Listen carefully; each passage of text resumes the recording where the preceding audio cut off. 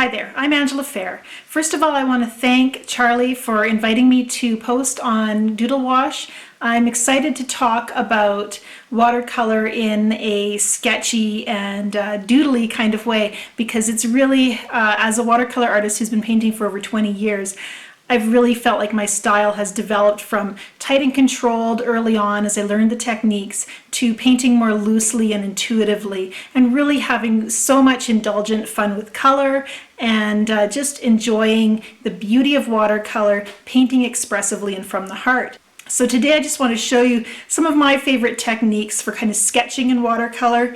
And I'm not a classic sketcher where I get a pencil out and I draw up my subject and then I add watercolor. I really don't sketch in that way. So when I talk about sketching in watercolor, I skip the pencil and I go straight to my paintbrush. And I'm going to show you a few techniques for sketching in watercolor without picking up a pencil. You'll be amazed at how good your drawing and observation skills can be when you're not leaning on that pencil and of course the eraser that comes with it. So let's just take a look and see some ways to sketch in watercolor that I've found inspiring and fun.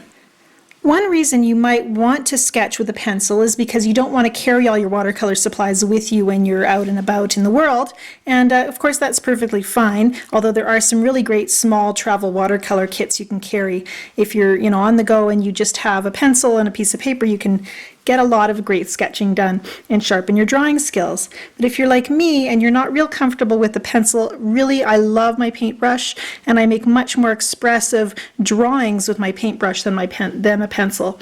So I love sketching with my brush. And here I have a reference photo. I'm not going to take you out into nature today, but I'm just going to look at the reference photo I have, and it's actually kind of a complex scene, because we have this big rock, we have mountains in the background, we have a lake and trees and this deadfall here and some grasses and hills in the midground as well. So it's got a lot going on, and in order to establish everything's proportion and where it's placed within the image, it's very tempting to want to get out a pencil and really start working with a base drawing. But I find when I'm painting, if I have a drawing laid down, the drawing owns me. So I have to fill it in just like paint by number almost, depending on how detailed my drawing is, and that can be kind of a drag. I want to be able to be expressive with a loose style. I really don't want to be tied to my sketch. I want to be able to kind of improvise a little bit or just be free and expressive and have a loose and effortless look to my painting. So what I like to do is just use my brush to sketch. And in first layers of painting, when you're sketching, you really just want to keep your values fairly light and just try to figure out the placement of everything on the page. So I'm going to start with my lake and just sketch it in there. And this is Waterton Lake in a beautiful Waterton National Park in southern Alberta, Canada, right near where I live. And if you're in the United States, you may not know Waterton, but you may have heard of Glacier National Park, which is connects to Waterton on the American side. And positioning my lake, I can be fairly fluid with it because I'm going to start adding in my landscape right here and give my hill a place to go. So maybe I see it going right up there on that edge. We see there's a kind of a jaggedy shoreline, and I'm just going to try to suggest where everything is positioned on the paper. That's an undersea green from Daniel Smith. And you can see I'm already dripping, I'm very loose. I just want to position everything on the page, so I want to keep things light and loose. On this side you see a hill, it's kind of a blue-green, so we're going to grab a little bit of the mud in my palette over on the side here. It's kind of a greenish-grayish blue, and place that part of my painting. And some of you may not have painted this way before, where you are allowing elements of the image to touch each other. Here I have my lake touching my hills, and suddenly we've got some colors blurring together. And that can be a scary thing because, if this color takes over, what if I lose my lake and I don't have any blue there anymore? So what I like to keep my eyes on that as I paint, and I can control it a little bit if it starts to bleed too much, just by removing some moisture with a thirsty brush, or even by blotting gently with a paper towel. This is my first layer, so I'm going to build up darker layers later on. And I can do that even with my sky. And this little blob space in my palette got a little dirty, so I just suck it up with my Thirsty brush. The Thirsty brush is such a good tool. And using a little water, grab some blue. This is Verditer Blue, also from Daniel Smith, and I start creating my sky. I'm on dry paper, so the color, I can position color where I want it without it flowing all over the place. And then I can add water to create the movement that I want. And so I have this lovely combination of hard and soft edges, which is very pleasing. And it gives me just a little more control than if I had moistened my entire paper and then started adding color. So it's wet and wet, but not right at the beginning. It starts out wet on dry, and then it gets very, very wet indeed as I paint. And now I'm just going to continue to position those greens in my scene. And there's actually these deadfalls on the side, which I can decide if I want to put in or not. They're actually quite bright and light, so I need to leave space for them if I'm going to be painting them in. And I will kind of go loosely around them. And of course, dead trees can be almost any kind of shape, so I can have a little liberty with how they're positioned. And just keep going with my green. I've used quite a juicy brush as I put these colors down, which has given me the freedom to come back to it, after a minute or two. And I used to teach my students, in watercolor you have to work fast. I don't like to say that anymore because I think it gives students the idea that in watercolor you need to rush. And it's not rushing so much that you want to do. You want to think, plan, take your time in that early stage of thinking and planning, and then work quickly once you've decided on your plan of action. A lot of times oil and acrylic painters, they're gonna paint fast, they're gonna start painting and know that if they make a mistake they can paint over it, paint it out. And we in watercolor don't really have that same kind of liberty to do that. Mistakes are more fixable by improvising, by looking for alternatives to maybe what we had originally planned. So knowing that we have only a limited amount of repairs that we can make if we mess up means that we need to plan and make that plan of action and then move in. So do feel like you can spend that time thinking, observing what's happening, and reacting to what's happening on the paper. So as you can see, I've almost got everything placed in my scene. So phase one of my sketch is almost complete.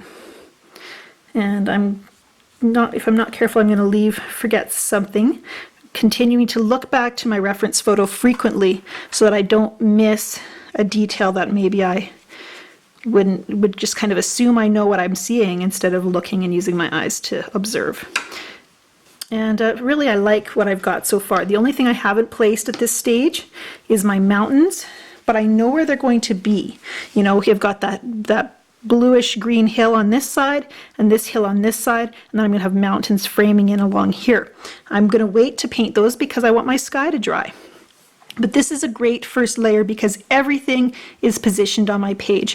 It's a different kind of sketching than you do with the pencil because instead of sketching in lines and contours, I'm really sketching in shapes, basic colors, and even a little bit of value in the darker bits here, as you can see. So that gives me a great foundation for my painting that will help guide me in my decisions later on. And it's early enough and loose enough that if I decide something's really askew or out of place, I can still have some leeway here. I can sharpen up and tighten in on some of these contours that are looking a little loose and soft and messy, or I can leave them loose and evocative. And I love having the choices to decide that. Someone who enjoys contour drawing might prefer to work with creating a drawing on their palette, or on their paper, using what's in their palette. Now I have all these mixing areas in my palette, and because I love color, I usually have about 5 of these palettes on the go with all different colors, although I don't use them all in one painting. In the comfort of my studio, I can have all the colors I love nearby and just choose 5 or 6 of them to use while I'm painting. But whenever I'm mixing color, what ends up happening is as you add new colors, eventually they get muddied enough by mixing complementary colors that everything kind of turns out kind of a neutral gray, kind of muddy. And one of my artist friends calls that palette dirt, which I think is a kind of a fun description, because yeah, everything gets kind of neutral. And that's why I don't clean my palette. I love having those neutrals to create shadows or quiet areas in my painting, as well as to build new and complex mixes. There's a lot of wonderful colors there that you just don't get squeezed out of a tube. And so they're really fun to use in painting. And then if you're wanting to sketch, you can use your palette dirt, you know, as a light tone to start creating your drawing. So if you want to paint in contours, you know, maybe you'll take that palette dirt and start sketching in. We'll put in a tree this time. So we're looking at the lines and shapes in our painting, but we're not doing it painting in generalities. We're starting to use these neutrals, and they're kind of brownish, kind of greenish, to give us our base image, and you do it in still light enough values that we can then build on top of that. We'll put our dead tree in over here.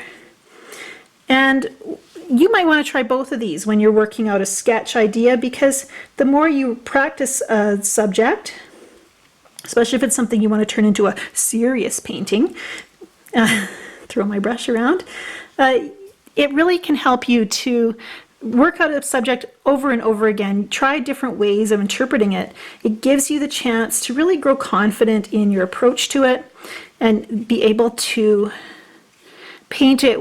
When you paint it and have studied it, and you know your subject and you've done it over and over again, that confidence shows through, and it just makes your painting so much stronger in the final copy. And I've painted this this park so many times, and this reference photo, actually it's the first time I've tackled this exact angle, but even just having painted these mountains many times gives me a lot more freedom as I start to interpret my subject and have some confidence in how I do it. And for you, as you paint that subject over again, don't feel like you paint it once and it turns out badly, so you give up. Keep keep working out that subject. And as you do so, your paintings will get stronger, not just on that subject, but in all subjects. You sharpen your observation skills, and you nail down that interpretation that gives you a little bit of freedom. This time I'm going to paint my mountains a little bit. I'm going to grab kind of a muddy blue over here, and just get the contours of that mountain.